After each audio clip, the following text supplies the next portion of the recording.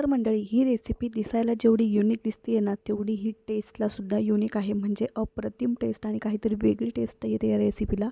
तर बघू शकता तुम्ही, त्याच्यासोबत मी बनवले लच्छे पराठे आणि लच्छे पराठेसुद्धा बनवण्याची जी पद्धत आहे ती एकदम सोपी पद्धत मी या व्हिडिओमध्ये शेअर करते. चला रेसिपीला सुरुवात करूया.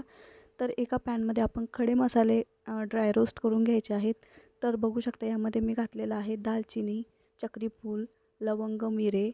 त्यानंतर मी हिरवी वेलची घातली आहे, 1 चमचा धने, पाव चमचा जिरं, 1 चमचा बडीशेप. हे मस्तपैकी लालसर होईपर्यंत किंवा सुगंध पसरेपर्यंत घरात असे मस्तपैकी ड्राय रोस्ट करून घ्यायचे आहेत. हे एका बाउलमध्ये काढून घ्यायचे, कुठल्याही भांड्यात काढून घ्यायचे. त्याच पॅनमध्ये घालायचे आपल्याला 1 पळी तेल. त्यामध्ये घालायचं आहे आपल्याला आवडीनुसार कांदा किंवा जेवढी आपल्याला ग्रेव्ही बनवायची असेल तेवढा आपल्याला ह्यामध्ये बारीक चिरून कांदा घालायचा आहे. कांदा आपल्याला जास्त लालसर होऊ द्यायचा नाही आहे. तर आता लगेच ह्यामध्ये घालायचं आहे आपल्याला आलं आणि लसूण आवडीनुसार. त्यानंतर घालायचे इथे 5-6 काजू. तर मी इथे 6-7 काजू घातले. तुम्ही आवडीनुसार काजू कमी जास्त करू शकता. त्यानंतर हे मस्तपैकी हलकं गोल्डन होईपर्यंत परतून घ्यायचं आहे. हा मसाला जास्त डार्क होईपर्यंत परतायचं नाही. त्यानंतर हे मसाला आहे ना तो परततोय तोपर्यंत हे जे ड्राय रोस्ट केलेले आपले खडे मसाले होते हे आपण मस्तपैकी असे बारीक करून घ्यायचे आहेत. तुम्ही बघू शकता हे लगेचच बारीक होतात कारण हे छान रोस्ट झालेले आहेत आणि गारसुद्धा झालेले आहेत. ह्या पद्धतीने मस्तपैकी याची पावडर बनवून घ्यायची आहे. ही पावडर पण आपल्याला बनवून साईडला ठेवायची. तर बघू शकता ही पावडर व्हायला जास्त वेळ लागत नाही. वाटल्यास तुम्ही मिक्सरच्या भांड्यामध्ये सुद्धा ही पावडर बारीक करून घेऊ शकता. हे साईडला ठेवूया. आता बघू शकता मस्तपैकी ह्या बाउलमध्ये हे काढून घेते आहे मी. कारण काय होतं ही आपल्याला दुसऱ्यासुद्धा भाजीमध्ये यूज होते. एवढी आपल्याला ही पावडर लागणार नाही. आता इथे मी पनीर घेतले. तुम्ही पनीर कुठलंही वापरू शकता. मी पॅकिंगचं पनीर घेतले. आता हे आपल्याला पाहिजे त्या आकारात आपण कट करून घेऊया. तर तुम्ही पनीर कुठलंही वापरा, पण जाडसर आकारात पनीर आपल्याला कट करायचं आहे जेणेकरून दिसायला आपल्या ग्रेव्हीमध्ये ते छान दिसेल. तर मी ह्या पद्धतीने पनीर कट करून घेतले. तुम्ही बघू शकता. फक्त हे पनीर आपल्याला जाडसरच कट करायचं आहे एवढंच लक्षात असू द्या. जास्त बारीक नाही वाटलं तुम्ही लांबड्या आकारात सुद्धा कट करू शकता. आता हे साईडला ठेवूया. आपला जो मसाला आहे ना तो ह्याच पद्धतीचा मसाला असायला हवा आणि एवढंच त्याला कलर डार्क करायचा आहे. जास्त डार्क करायचं नाही किंवा सोनेरी रंगावरच फक्त त्याला परतायचं आहे. आता हा मसाला मस्तपैकी आपण मिक्सरच्या भांड्यामध्ये काढून वाटून घ्यायचा आहे. पण ह्या रेसिपीमध्ये मसाला हा खूप महत्त्वाचा आहे कारण मसाल्यावरच आपली ग्रेव्ही कशी बनवायची हे डिपेंड आहे किंवा हे ठरतं. तर हा मसाला तर मिक्सरमध्ये टाकला. त्यामध्ये आपण जे पनीर कट केलं त्यातलेच 3 तुकडे घालायचे आहेत आणि ह्या पद्धतीची एकदम पातळ पेस्ट किंवा सॉफ्ट पेस्ट अशी बनवून घ्यायची आहे. ही साईडला ठेवूया. आता ह्या पॅनमध्ये परत आपण तेल घालायचं आहे. बघू शकता मी इथे 2 पळी तेल घातलेलं आहे. तर आपल्याला त्यामध्ये घालायचं आहे आपलं कट करून घेतलेलं पनीर. आता पनीर पण आपल्याला मस्तपैकी पनीर डार्क कलर येईपर्यंत परतायचं आहे. एवढी काळजी घ्या. मसाला आपला लाईट कलरवर परतला म्हणजे पनीर पण आपल्याला त्याच कलरचं परतायचं आहे असं नाही. आपल्याला पनीर एकदम असं गोल्डन डार्क होईपर्यंत परतायचं आहे. आता ह्यामध्ये घालायचं आहे आपल्याला अर्धा ग्लास गार पाणी आणि चवीनुसार मीठ घालायचं आहे. चवीनुसार म्हणजेच पाव चमचा जेणेकरून पनीरला टेस्ट येईल आपल्या खाताने, बस एवढंच. आता हे आपल्याला भिजत ठेवायचं आहे साईडला. तोपर्यंत इथे आपण लच्छाला लागणारं पीठ आपण मळून घ्यायचं आहे. त्यामध्ये घालायचं आहे आपल्याला 1 वाटी गव्हाचं पीठ, 1 वाटी मैदा आणि ह्यामध्येच बघू शकता आता काय काय घालणार आहोत. आता घालायचं आहे चवीनुसार मीठ, थोडंसं घालायचं आहे आपल्याला ह्यामध्ये बेकिंग पावडर आणि थोडंसं घालायचं आहे तेल. तर तेल मी 1 पळी घातलेलं आहे पूर्ण आणि 2 चमचे दही. एवढंच आपल्याला ह्यामध्ये लागणार आहे. तुमच्याकडे बेकिंग पावडर नसेल तर बेकिंग सोडा जो असतो ना तो आपल्याला 2 चुटके एवढा वापरायचा आहे. हे सगळं मिश्रण एकजीव करून घ्यायचं आहे आधी कारण हे एकजीव होणं खूप गरजेचं असतं. त्यानंतर ह्यामध्ये घालायचं आहे आपल्याला पाणी. तर पाणी आपल्याला एकदम थोडं थोडं करून घालायचं आहे आणि जास्त पातळ पण मळायचं नाही, जास्त घट्ट पण नाही. थोडं घट्ट झाले तर चालेल, पण पातळ जर तुम्ही हे पीठ मळलं त्याचे लच्छे पडणार नाहीत. त्यासाठी थोडं घट्ट मळायचं आहे, पण जास्त पण नको की जेणेकरून लाटायला त्रास होईल. आता ह्याला तेल लावून ह्याला आपण रेस्टला साईडला ठेवूया. तोपर्यंत कढईमध्ये घालायचं आहे तेल. तर तुम्ही इथे तेल आणि तूप मी मिक्स केले.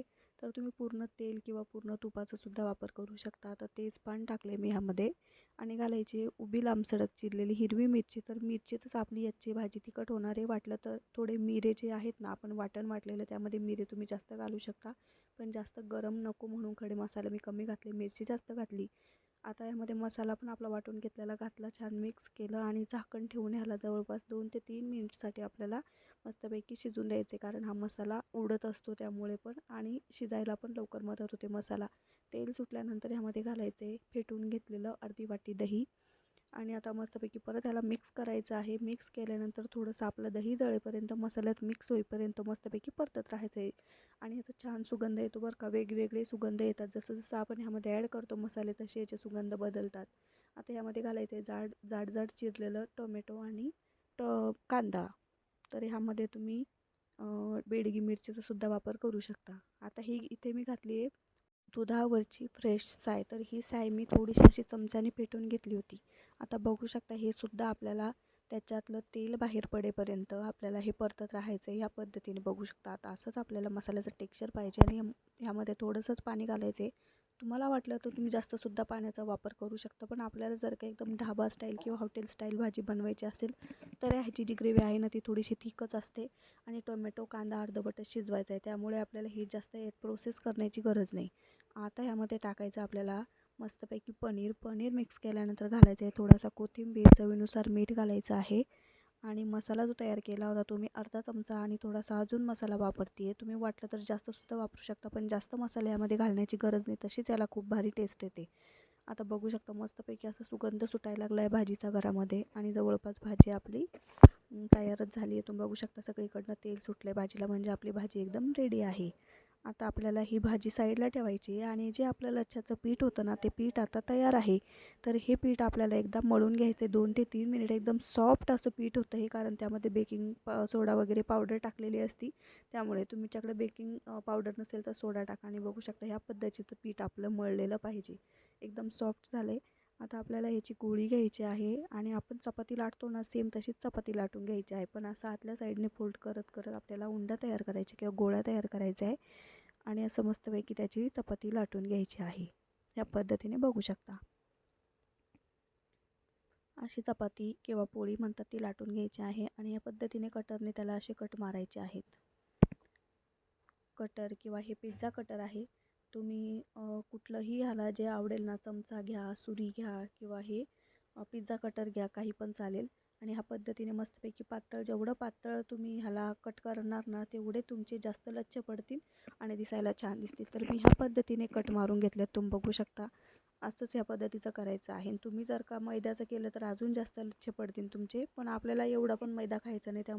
त्यामुळे मी ह्यामध्ये पीठ ॲड केलं होतं. बघू शकता आत्ताच त्याचे लच्छे सुटायला सुरुवात झाली. आता पीठ टाकायचं आहे आणि ह्या पद्धतीने आपल्याला सर्व जे चपाती आपण हे केली आहे तर ती मस्तपैकी काढून घ्यायची आहे. बघू शकता अशी ह्या पद्धतीने. आणि त्याला थोडंसं स्ट्रेच करायचं आहे चपातीला. म्हणजे काय होईल आपले जे लच्छे आहेत ना ते पातळ लेअर होईल. त्याची जास्त जाड होणार नाही आणि खूप जास्त त्याच्या लेअर पडतील लच्छ्यांच्या आपल्या. तर या पद्धतीने बघू शकता असं करायचं आहे. आणि ह्याच्यावर आपण पीठ टाकल्यामुळे अजिबात हे चिटकत सुद्धा नाही. बघू शकता. आणि आता आपल्याला ह्याचा मस्तपैकी रोल करून घ्यायचा आहे. आता असं रोल करत करत एकावर एक ठेवायचं आहे या पद्धतीने. बघू शकता किती छान याच्या लेअर पडत आहेत. आता ह्याला आपल्याला प्रेस करून घ्यायचं आहे आणि ह्याला असं वरती तेल लावायचं आहे. तुम्ही तूपसुद्धा लावू शकता. पिठाचा सुद्धा वापर करू शकता ह्याला लाटायला.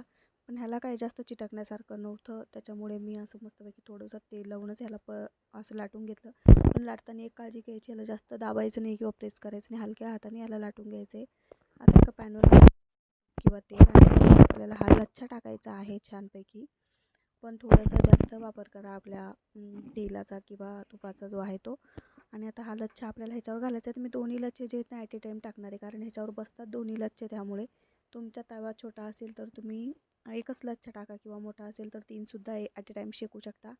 पण हे शेकताना एक काळजी घ्यायची गॅस एकदम कमी पाहिजे. जास्त गॅस असल्यास लच्छे वरून जळून जातात, आतून कच्चे राहतात आणि त्याचे लेअरसुद्धा व्यवस्थित पडत नाही. आता बघू शकता ह्या पद्धतीने कमी गॅसवर आपल्याला हे लच्छे फ्राय करून घ्यायचे. आता थोडासा गॅस मोठा झाल्यामुळे एवढे डाग पडला त्याला. पण एवढासुद्धा डाग पडायला नको. आणि शेकलेसुद्धा चांगले पाहिजे. पण डाग तर पडला आहे थोडासा ह्याला डार्क. पण हे एकदम आतून छान भाजले गेले होते आणि ह्याच्या मस्तपैकी लेअर पडायला सुरुवात झाली होती. तर दिसायला बघा किती छान दिसत आहेत आपले लच्छे. तेलामुळे त्याला छान कलर आला जास्त तेल टाकल्यामुळे. आणि बघू शकता असे मस्तपैकी त्याचे लच्छे निघत आहेत. बघू शकता. पण त्याचा मधून तुकडा पडू नये हे खूप नाजूक असतात. म्हणून मी असं वरच्या हाताने किंवा हलक्या हाताने ह्याला म्हणजे ओपन केलेत त्याचे लच्छे. बघू शकता प्रेस करून.